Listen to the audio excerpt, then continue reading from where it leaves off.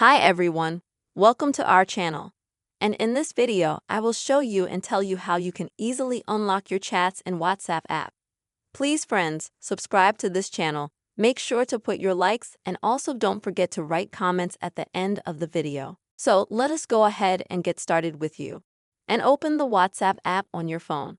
Then go to the bottom, go to the chat section.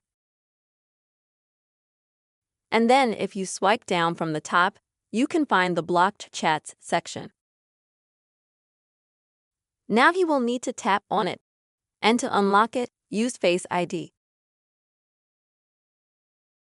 So, you tap on Lock Chats, you use Face ID. So you unlock all your blocked chats. Next, to get them back to normal, you just have to swipe from the right side to the left side of that chat. Now, you'll see the More function, so tap on that and select the Unlock Chat function.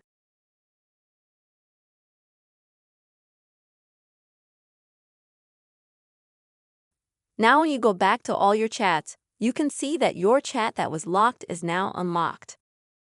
Friends, this is the very simple way you can easily unblock your chats in WhatsApp. I really hope this video was helpful for you and helped you. Please put your likes, write your comments and see you soon.